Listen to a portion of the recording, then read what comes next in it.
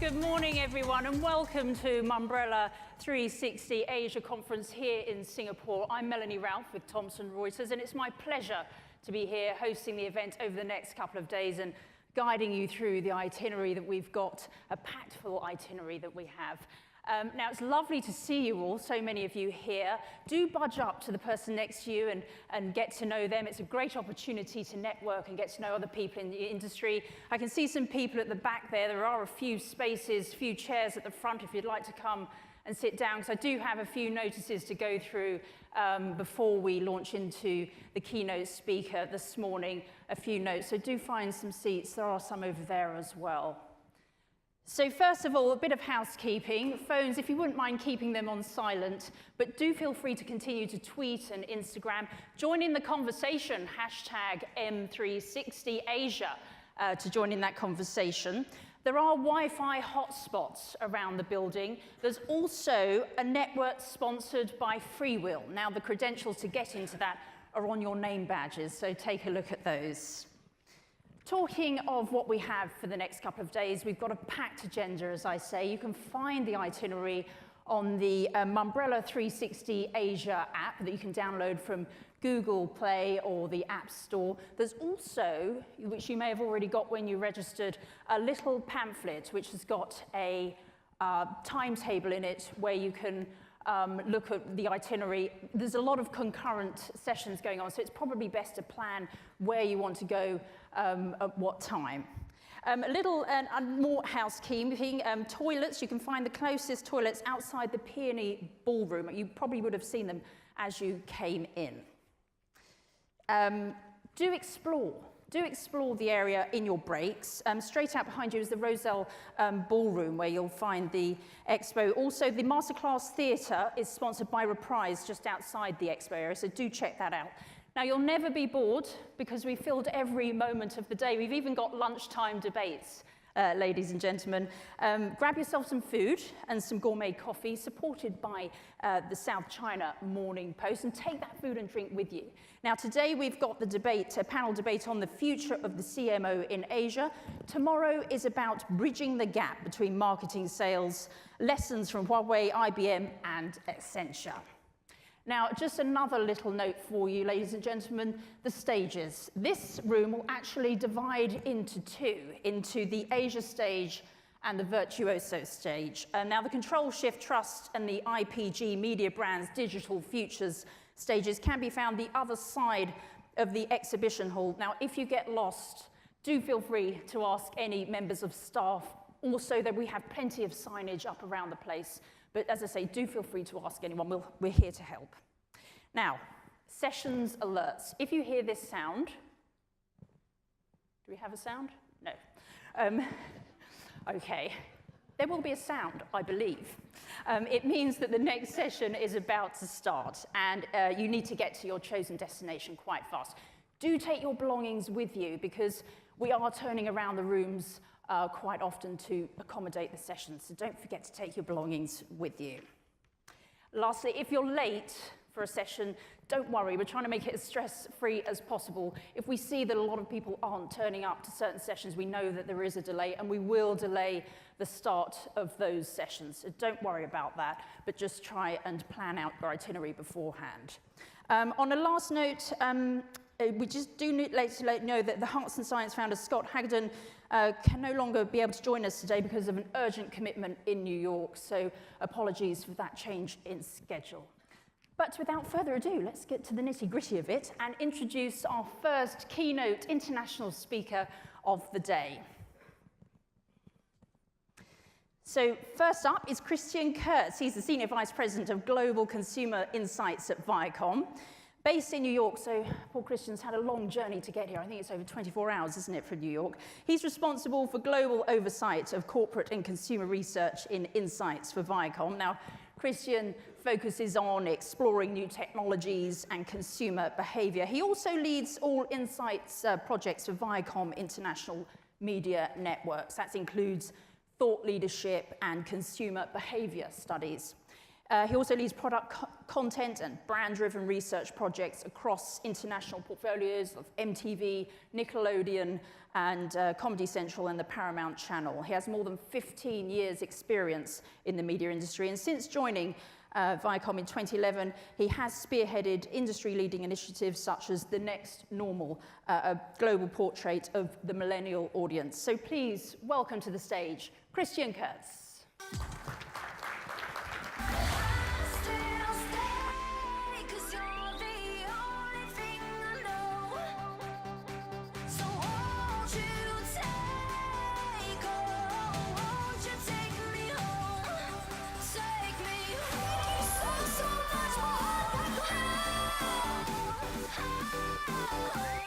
Three people, skinny, fat, and you smell fat. Who do you kiss?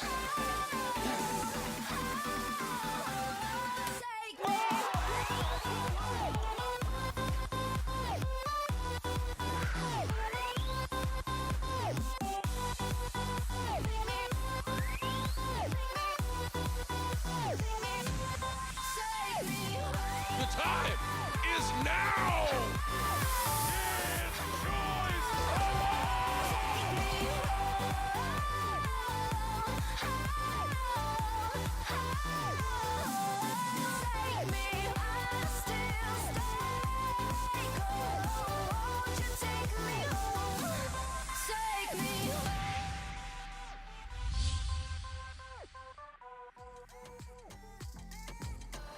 Hello, good morning, everyone. This is a pretty full room for 8:30 in the morning. I'm very impressed, so good on you guys. Thanks for coming. Thanks for showing up. So my name's Christian Kurz. You already heard the sort of stuff I do.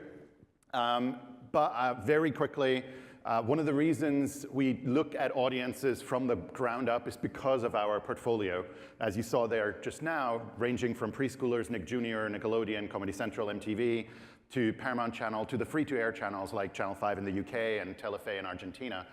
We truly span the portfolio of audiences, which is what gives me the luxury of looking at people in their holistic approach. And what I'll talk about today is really how people in their world look at life, look at the world, and then what the implications of that are for us marketers and how we can take that into consideration as we're doing things. Viacom is different than a bunch of other companies in that we really ground everything we do in our consumer understanding, in our research. And this is one of my favorite quotes from our president, Bob Bakish, not only because it justifies my job, but also because it's very true. So our brands, our content, our marketing, our communications, everything we do is really founded in how we look at consumers. And we don't just look at how consumers engage with our brands or how they consume content or entertainment. It's truly trying to understand how they live their life so that we can reflect that in our approach to everything. In order to do that, we talk to a lot of consumers. So last year we spoke to over 1 million people through our consumer insights and research efforts across 71 countries, so truly spanning the world, all the way from Argentina to Australia, Sweden to South Africa, and of course including a bunch of Asian countries as well, and we'll get into that in a second. Before I go in and talk about this particular project and this research, I'd like to show you a quick video that kind of summarizes this sort of stuff, because videos are always better than me talking. So let's look at that.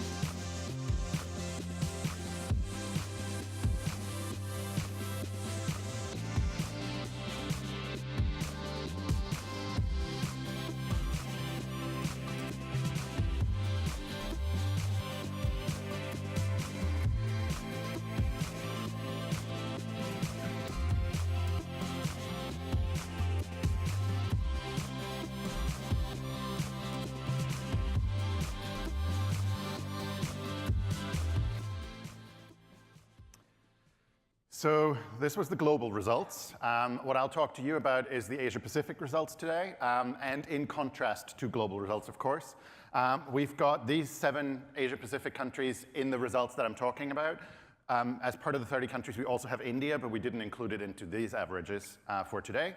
But it's a broad range of countries, as you will see, and there's obviously variations within them as well.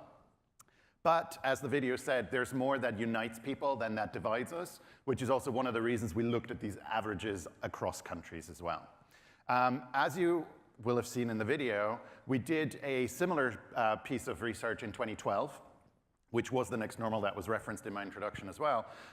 And we repeated with slightly different age groups and a different set of countries, but we repeated some of those questions, which gives us the luxury of actually being able to compare, so what's really changed. When we do that, we compare the same countries and the same ages as we did last time, just so for research ethics, so everybody knows. But what that means is that with this data set, it gives me the ability to look at long-term trends, or long-term, I don't know if 5 years are long anymore, but 5-year trends. We, of course, look at country differences, and we also, because we looked at the 6 to 54-year-olds, we look at generational differences. And you'll see a number of slides where we plot each year of age against each other, and you see differences of that, which is great because of the sample set, the humongous size of sample that we have, we can do some of those things. It makes the story more interesting. So with all that in mind, of course, we know that a lot of stuff has happened in the last 5 years.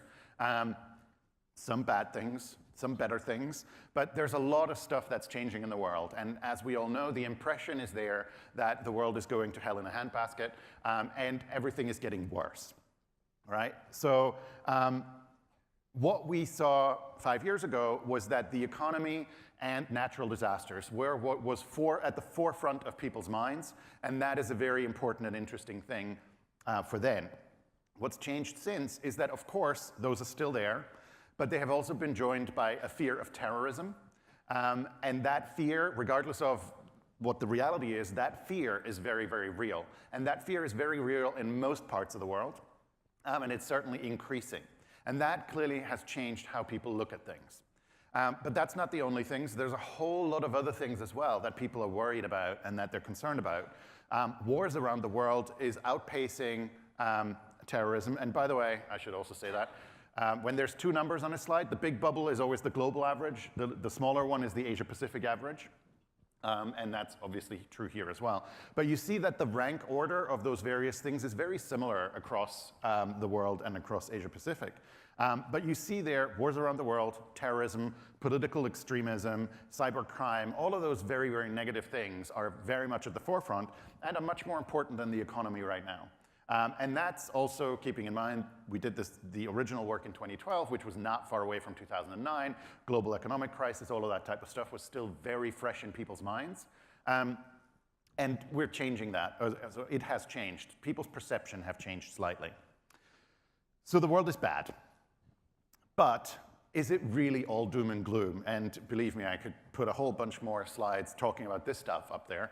But I don't want to focus in on that, and I really wanted to look at, okay, so with all this, and with this perception of what's happening in the world, what's happening in people's minds? Well, the answer is no, it's not all doom and gloom, because people are just as happy today as they were 5 years ago in Asia, even more so than they used to be. And that's a really interesting dichotomy, because we're looking at, okay, so how does this work? The world is bad. Yet I'm as happy and I'm not less stressed than I used to be. How does this work together? Well, that's why we called the sequel to this The Rise of Resilience, because that's truly what we're seeing is happening with people. They're becoming much more resilient to what the world is throwing at them or what life is throwing at them. And that truly defines that next normal. So people are doing that through 4 different ways, or in 4 different approaches. I'll go through each of them, and then I'll summarize, of course, some of this stuff. And then we'll go into applications and some examples as well of how some marketers are using that in a very good way. Standing up to uncertainty is the first one. Staying grounded, enjoying the moment, and then coming together. Those are really the 4 headlines of what people are doing in order to really cope with this world. Starting with standing up to uncertainty. And what we're seeing here is that people are very much feeling like they're equipped to deal with what the world is throwing at them. And we know the world is not necessarily throwing all rosy and beautiful stuff at them, but they're feeling incredibly equipped to deal with it. And this is the first chart where we're looking at each individual age group. So each of the dots on that line is a year of birth, and on the global average, you see that that does not differ between the 6-year-olds and the 54-year-olds. They're pretty much in the exact same space. And that was one of the really, really interesting findings when we started looking at some of these results, was that there seemed to be fewer differences between the generations when it comes to big picture stuff like we're looking at here than there are similarities. And the same goes with countries as well. There's more similarities than there are differences. So that really is what unites the world in various ways. And this is just the first example of that. So people across all ages feel equipped to cope with what life throws at them. And that is a feeling that is very, very similar across the world. This is a list of the countries, and I'm assuming you can't read the small font, so I'm hoping you're good at interpreting maps. If you can see it, the yellow framed ones, that's the Asia-Pacific countries that are in our averages. And you see very much there on the left, you have the Philippines, Indonesia, China very squarely in the middle, New Zealand, Australia further to the right, and then Japan is always at the end. Japan, if anybody has ever done research in Japan, you'll know that whatever the answer in the rest of the world is, Japan is the exact opposite, and we see that coming out here as well. Interestingly, something's going on in Sweden, and I could go for half an hour talking about that, but we're focusing on Asia today. But yeah, so we see that across the world. How do people feel equipped, and how do they cope with what's happening in the world? Talking to other people is a really, really important part. Spending time with loved ones, spending time together with family, with friends, with whomever you declare to be your circle of confidence is incredibly important and is increasingly important to people. And I'll come back to that theme many, many times during this presentation, because how you relate to the people around you is a really, really important thing. But also, listening to music is very much helping people cope. Sleeping is a very interesting one in there. And then watching TV, still there at number 4 as well. So all of these things people are using. And then on top of that, by the way, we've also found that about a quarter of people admit in research to crying to relieve stress. So that's another funny little anecdote in there. So there's a lot of different ways of coping. I want to focus in on music for a second. Music inspires people, even more so when they love listening to the same song over and over again, so that's another thing. And then I love dancing alone in my room when to music. So all of that stuff helps me deal with stuff. Music is an incredibly important thing, and you'll see that in some of the examples coming through, because music has that inherent tie to emotion. So there's a lot of stuff that you can spark with music that is coming through, and people are very aware of that. People are using both music and television to regulate their mood. In a different piece of research, we were talking to teenagers, and a 15-year-old actually stood up and said to me, if I don't watch TV, I'm in a worse mood because I can't regulate my mood. Now, for a 15-year-old to think that way is quite impressive, but that's the sort of stuff we're hearing around the world. And by the way, loving to dance alone in my room, that number is quite interestingly different in Japan as well, because that one is actually high. So humor was helping people cope in 2012, but it's become even more important now as well. So we have got music on the one hand, we've got humor on the other. We see that people are using humor to achieve things. Those numbers have gone up. That's another very interesting thing of how do you, in a world that is bleak, how do you react to that? You try and be funnier yourself. You're trying to act with that, and that's another thing that's coming back here. And that, again, is all around the world, except in Japan. China, Philippines, very much to the left. You then have Indonesia more in the middle, Malaysia towards the middle. But higher in the Asian countries than you look at some of the European countries, and even Latin America. Mexico is all the way on that side, sorry. You're right. So again, we're seeing differences across countries, but overall, the standards, the agreement is higher. And both of those lead people to feel empowered, and more so than they used to be. So that number is up both globally and in Asia. That really is about that personal empowerment, and I don't know if I have that slide in here. I do. It's, again, that is the same across all of the age groups. Now, there is a wobble there around the late teens, early 20s. We know that, and there's a lot of reasons for that. But other than that, everybody, including the 54-year-olds, feel empowered to change the world, to do something with their life and to do something with the world. Which then brings us to staying grounded. That's the second part of this, I don't know, what's a triumvirate for 4 people? Quadriga, there we go, of those things. So increasingly, people are seeking a positive outlook in life. They know that they have to self-regulate, and they're actively looking for positivity. And they're actively thinking about, okay, how can I spin this? Where's the benefit in this for me? How can I make this work? That's another thing that's very interesting here, and that's where we're seeing various things come out as well. That is a trend that is evident all over the world, and the green dots indicate where the number has gone up over the years, and the orange ones is where it's stayed flat. So you see that that varies. There's not a single country. By the way, these are only the countries that we did ask in 2012, so it's fewer than 30. But there's not a single red dot on this chart. That's not gone down anywhere. It's always gone up or at least stayed flat. And that's really one of the interesting things.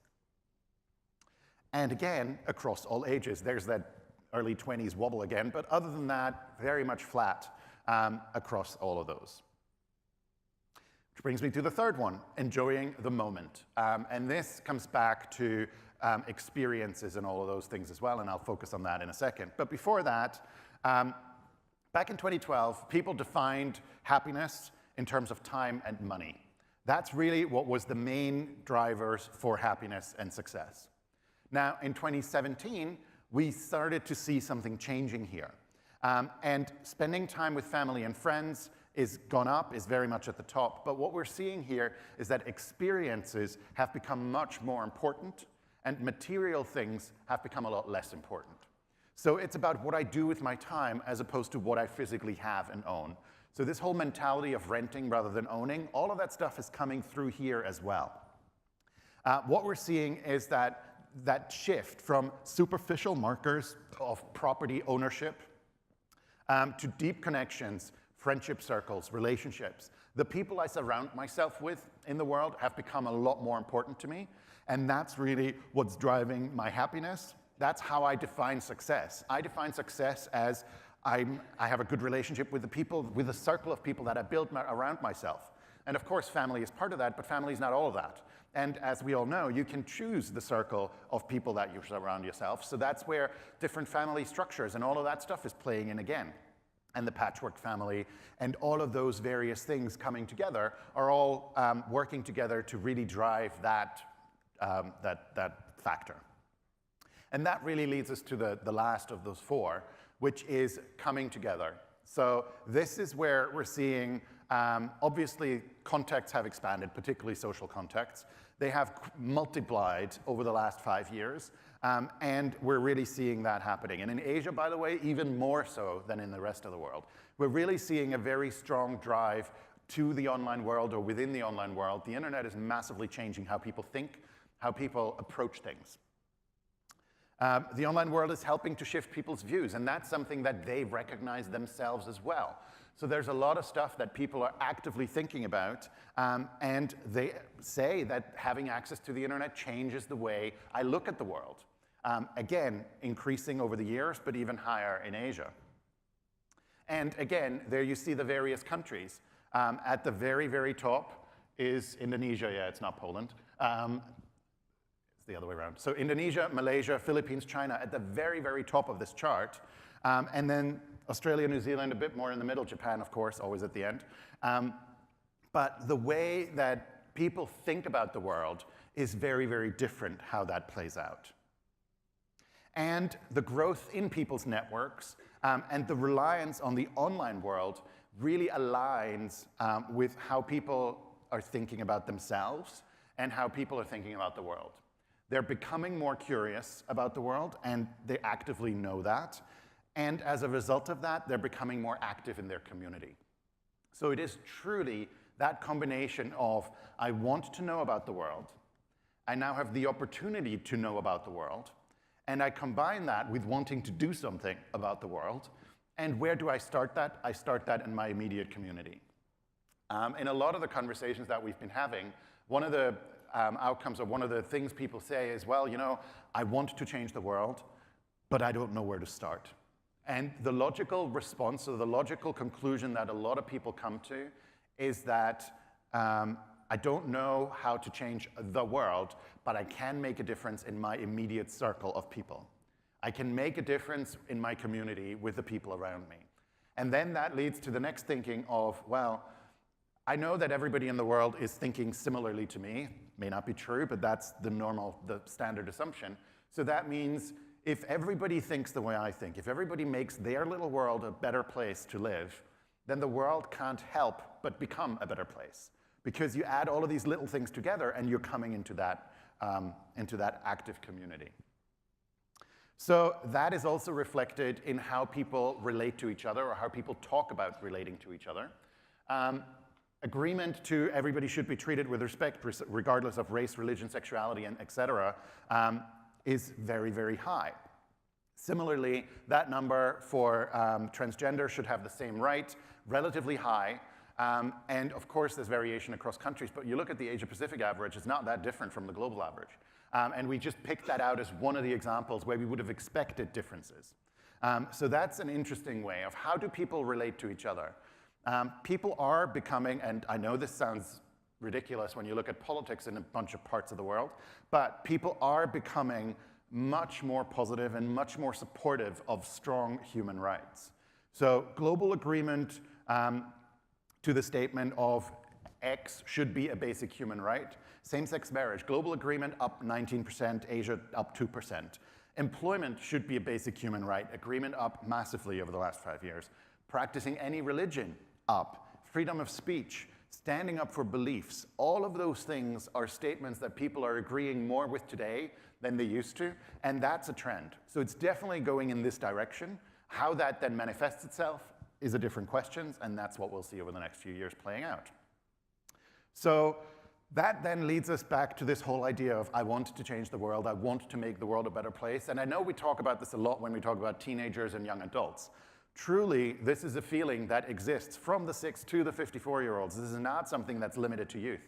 This is something that's really perpetuating throughout the ages, and 75%, 5 years ago, 78% of people, both, by the way, global and Asia, same numbers, agree to that statement today, of all ages. So that's something that we're really, really seeing. So as marketers, as brands, how can I tap into this? The question is, how can I enable people to do that? How can I facilitate these connections? And that's what I think we'll look at in 2 seconds. Yes, we are. So those are the 4 main points that we're bringing things together. So it's standing up to uncertainty. Actually, taking a step back, the world sucks. We know that. Despite that, people have found a way to balance their own emotions. And this really comes back to the fact that the human, by nature, is an incredibly resilient species. That's just who we are. And that's why we find ways to look at the positive. That's why we are so resilient. And that's what enables us to do that. Those are the 4 main factors that allow us to do that. Standing up to that uncertainty, so an emotional resonance. We're being a lot more emotional today than we were 20 years ago. And emotions are much more worn on the sleeve than they were in the past. So there's a lot of stuff that's being driven by that, and that's going into that. That's what this area is. Staying grounded, this is where I'm acknowledging the world around me. I know that there's bad stuff, but I look for the positive. I try and find the nuggets that help me get through this. Which we've all learned that in your personal life, if something really bad happens, you try and find that silver lining, or all of those various things, right? There's always light at the end of the tunnel. All of these sayings, they come from somewhere, and that's really what speaks to this. Enjoying the moment, experiences and deep connections are valued over material things, and experiences is one of the main areas, and we as an organization certainly are focusing a lot on that, and I'll tell you a little bit more about that in a second. And then that coming together. So it's that facilitating these connections. How can we make people engage? Because they want to do that already. All they need to be given is the opportunity to do so. How does that all work? And that is obviously the immediate circles, but it goes beyond that. And there is more that unites people than divides people, both across countries and across generations. So what does that mean for all of us in the marketing community? How should we respond to this? Well, I can't give you a recipe, but what I can give you is a bunch of examples and a bunch of thought starters of how you can leverage some of this stuff to bring it to life within your brands, within your marketing, within your campaigns. And we're starting with the first one, which is that standing up to uncertainty piece. And I'm really focusing here on tapping into emotions. I mentioned that we're talking more about emotions than we ever have in the past. As humans, the fact that people admit to crying to relieve their stress, all of that type of stuff is something you wouldn't have seen in the past. So make people feel. That's a really, really important way of engaging with people and building that relationship. Make them laugh out loud. Make them cry. Get angry. There's not a bad emotion to be had as long as it's being honest and authentic. Sympathize. Get scared. Feel empowered. And relate all of that stuff to our audiences or to your audiences. And then as part of that is an example is tapping into the emotion of music. The bubbles here are examples of how people, brands are doing this really, really well. I don't know how many of you are familiar with the show This Is Us. If you're not, you should probably check it out. I do not know how they squeeze all of these emotions and all of these various storylines into a 45-minute TV show, but they're managing to do that really well. That is the epitome of an example of how TV content pulls on your heartstrings and touches emotions. Breaking Bad was doing similar things earlier. And then from a marketing perspective, the Subaru example here is a very interesting one, and I'm not that familiar with Subaru, but they themselves are crediting an uptick in sales, and that's what those bars are representing within that bubble. They themselves are crediting the uptick in sales to the choice of music in their ads. And they're now publishing albums and doing all those types of things. How do you bring some of those emotions to the forefront? I'll play you one example of an ad of a company that does this really well. This is an example from Poland, and it's an eBay-type company. That's really all you need to know. Breakfast. Fork. Knife. Bread. I love you. You are perfect. I'm gonna fucking kill you. I'm gonna fucking kill you. I love you. You are perfect.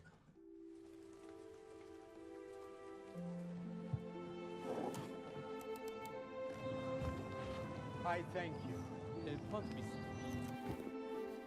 Suitcase, slippers, toothbrush, passport, Pajamas. Be good dog.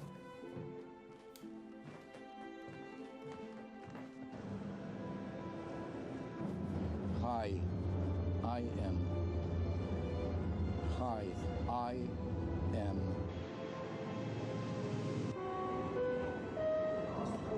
Passengers on flight Aerolíneas Argentina.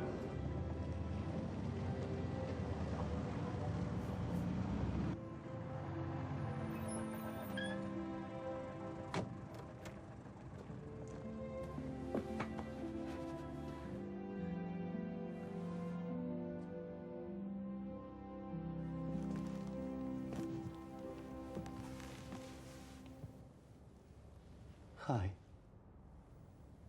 I am your grandpa.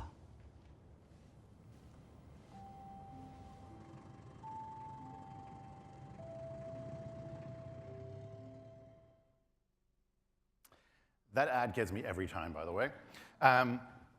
And you can see it, you can feel it. As soon as that Christmas music starts playing in, it starts pulling on your heartstrings. The emotions are coming through. This is something that everybody who watches this can relate to. And by the way, this is a very, very short version of a much longer ad. And we cut off the whole beginning of it too. So there's ways you can make people feel about an eBay type site, right? So there's a lot of different ways to think about this. Second one here, staying grounded. So this is pointing out reality while then focusing on the positive. People are acknowledging the world, and they're acknowledging all of the stuff that's happening in the world, and themselves in that, and that focuses on the good and the bad. And what that means, and this is obviously particularly relevant for video content creators like us, but it's true for brands and everybody else as well, is like we shouldn't mask or minimize. Let's not ignore the stuff that's happening. It's about how do you react to that? How do you respond to that? The world is an imperfect world, and with humor, we can help deliver some of those messages. Now, examples up there, of course, Trevor Noah and The Daily Show is one of ours, but a lot of other people are doing that as well. Amy Schumer got her start on Comedy Central. A lot of the stuff that she's working on is doing exactly that. It's tapping into stuff that people are feeling and then looking at it in a different way. Dear White People, Master of None, Catastrophe, which is a Channel 4 show. All of those pieces of content are driving into that reality. Let's look at it, and then let's deal with it. So that's the staying grounded area. Moving on to enjoying the moment. This is where experiences are really coming in. This is where what we're trying to do is we're trying to facilitate connections. We're trying to enable people to do things and to engage and connect with each other. Airbnb, one of the examples up there, they're not just renting out apartments or beds or whatever that is anymore. They launched a product that focuses on experiences. So you go there and you get a guide, a local guide. You're experiencing part of that local culture. Now that was in the DNA from the beginning because that was the whole purpose. But now it's taking you out. It's making you feel that you are being there, making you feel local. Obviously on our side, we do that a lot, and you saw that in the video as I was coming up. We're doing a lot of on-the-ground engagements in the Nickelodeon world. We've launched our first hotel. We're just building our second one. We've got theme parks. We've got slime fests. We've got fun runs. All of those various things is facilitating a connection between parents and kids that they can go together and that they can enjoy and engage. But it's not just the Nickelodeon world. We're trying to do the same thing in the MTV world, where obviously that's driven by music concerts, but there's more to that as well. We've got the EMAs happening on Sunday, Sunday, in London this year. That's an example, but World Stages, World Stage Malaysia, all of those various things are pulling together. In the comedy world, we did our first, this was in San Francisco last summer, our first comedy festival, essentially. It was called the Colossal Comedy Clusterfest. And so there's that, there's Friends Fest in the UK, there's stand-up tours across Southeast Asia. All of those ways of engaging people, bringing them together, the BET experience, all those various ways is facilitating connections. And one of the brands that is tapping into that very much, of course, also is GoPro. And what I'll play you now is just a quick ad from GoPro that focuses on that. Is this being in the moment? Is this hanging out? And is this really playing with your kid? Don't stop what you're doing to capture what you're doing. Keep running, keep playing, keep dancing. Just keep doing. GoPro, start recording.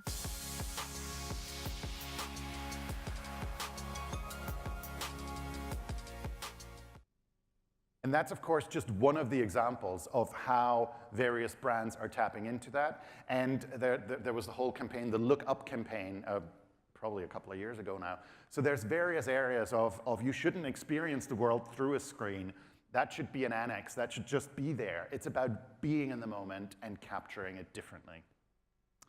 And then the last one is coming together. So it's about facilitating things. It's about enabling those connections.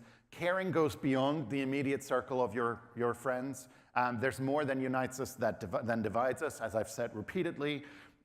So as brands, as marketers, we want to demonstrate solidarity and unity. That also means standing up for what you believe in. And yes, not everybody may be agreeing with you, but you will get respected for having an opinion. And then, of course, it's about enabling people to make a difference. And there's a bunch of examples here as well. The Walking Dead is tapping into that quite well. But of course, in our world, we're doing that through our content. So The Thundermans is one of the Nickelodeon shows where the whole family are superheroes and they're fixing the world together. But the same thing is true for, if you look at shows like The Loud House, where it's about representation, it's about solidarity, it's about unity. How do we put these things together? And of course, that lives throughout our world. And it's about representing people of all shapes and sizes and colors and attitudes. And it's about reflecting that and driving that integration, that inclusion, and those various ways. And I'm going to finish with an ad from Apple that is tapping into that a little bit. I note the obvious differences in the human family. Some of us are serious. Some thrive on comedy. I've sailed upon the 7 seas and stopped in every land. I've seen the wonders of the world, not yet one common man. I know 10,000 women called Jane and Mary Jane. I've not seen any two who really were the same. Mirror twins are different, although their features jibe, and lovers think quite different thoughts while lying side by side. I note the obvious differences between each sort and type, but we are more alike, my friends, than we are unalike. We are more alike, my friends, than we are unalike.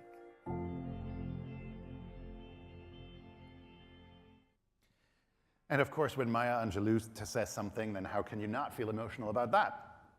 So that is it. Thank you very much. And we're going to go into Q&A now. Thank you.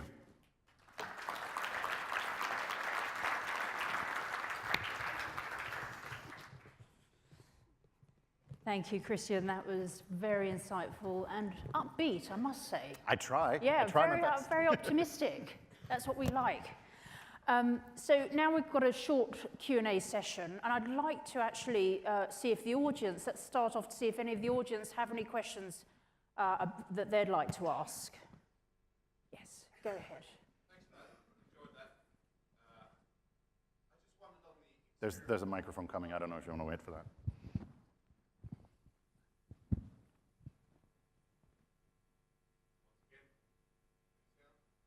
I hear you. Thank you. That was my error, not turning it on. Thank you again, appreciated that. The experiences over material ownership, I wonder how much of that's driven by our social networks and the fact social validation is provided through Facebook. Therefore, experiences become so much more important than, say, demonstrating, look, I bought a new brand of X or Y cosmetic. More, I've traveled to so-and-so and achieved this. I think it's a combination of the two. And we looked at that specifically in a separate project because as we're building hotels and launching mall experience centers, all that stuff, we obviously want to understand that as well. And there definitely is that virtuous circle of affirmation of, oh, I do the research to where I go on holiday on social media or part of that anyway, and I get inspired by where people have been. I then go there, I take pictures, I put it on social, and that's that virtuous circle. So that's certainly part of it, but I don't think that's all of it. So it certainly contributes. But I do think this whole idea of we want to spend time with the people we care about, and we do that in different ways. Part of that is, sitting on the sofa at home watching TV together. That is an incredibly important bonding moment, but that's not all of it, of course. But the idea that everybody is busier, we're all scheduled to the tilt, and I actively have to make time to spend time together, and I have to come up with activities to do that. I think all of that is playing together in that as well. And I think it's that combination, the mixture of all of those various things. Particularly if you look at parents and kids, there is certainly that need there because, yes, you're shipping your kids around from football practice to piano lessons to whatever else it is today, and you don't actually do much together unless you actively make an effort to do that and do, I don't know, board game night or whatever that is. And being able to go outside the house and doing some of those things is participating in that. Oh, and by the way, kids are also having an incredible impact on making those choices and where you go on holiday, what you do with your parents, all of that type of stuff kids are playing into as well. So to me, it's an and. All of this is working together to create where we are today. I'm very interested about the chicken and egg theory. Does culture influence TV and movie content, or is it the other way around? Again, I don't think there's a yes or no answer to that. One of the ways we looked at that recently is, this is a US specific example, we looked at all of the content that's on IMDb, both movies and I think the top 50 TV shows of every year since 1950 whatever. We looked at that and we classified it by topics and guns and smoking and LGBT themes and all of those types of things. And we looked at, in parallel to that, attitudes to those subjects and how they have changed. And what we found is that these things move in parallel. So there's absolutely a correlation. I don't know which direction the causality goes or if there is one. But what we're also seeing, for example, is that LGBT is a very interesting subject, particularly in the US. We see that when, in the run-up to the legalization of same-sex marriage or equal marriage, there was a lot more pieces of content that are speaking to that, and as soon as it was done, those pieces of content disappear. So there's a focus on making a change. And what we tend to believe is that people are driving understanding or driving change, and we think that the culture is ahead of rules and regulations and those types of things, and content is driving, or is part of driving that. We, again, sticking with the LGBT thing, because we're working on a specific project there, in attitudes towards lesbian, gay, bisexual people, the most important trigger to change an attitude is by knowing somebody personally. We found that in collaboration with a bunch of other organizations through research. That's the most important thing. The second most important thing is representation in media. So it's the next best thing to knowing somebody personally. And if you generalize from that onto other subjects as well, it really speaks to the power that entertainment and that media have in changing attitudes. And I do believe that it's, again, a symbiosis that works both directions. Hope that Does makes anyone sense. else have a question from One the over there. audience? Just at the back there, if we could get the mic over. Hey, Christian. Thanks for sharing those data points. It was quite eye-opening and good to be part of a world that is still happy and dandy. My question to you is, from the B2C side, content, creativity, starting from scratch, from research and then building your,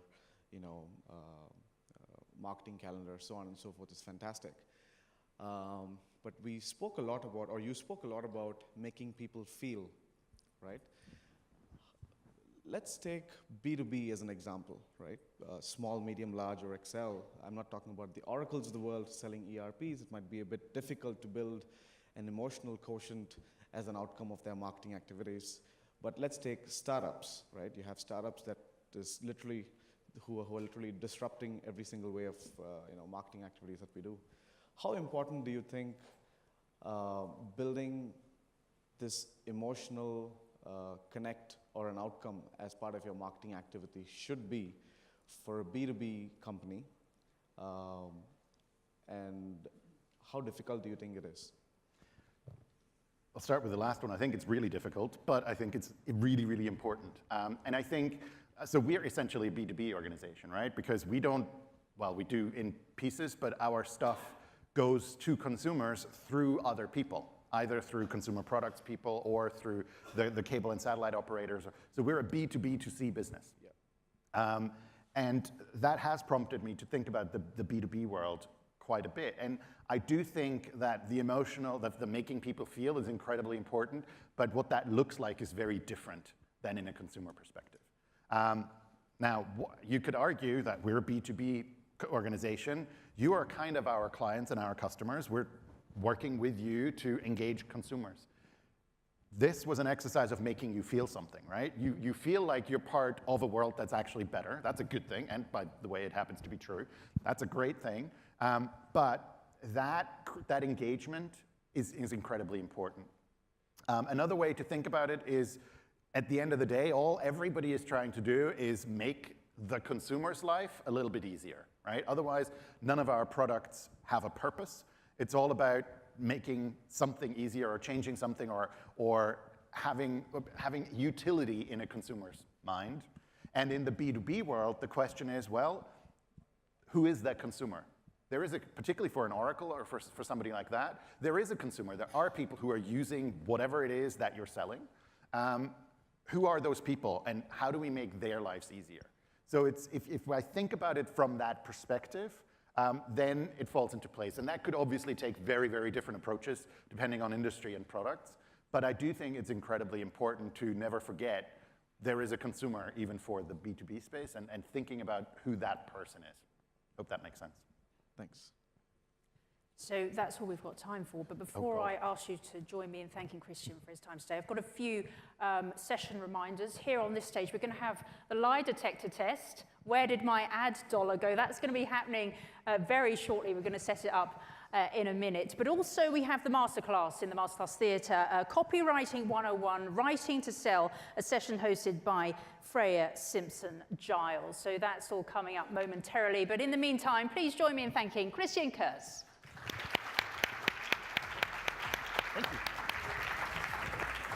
Thank you so much. Thank you. Great.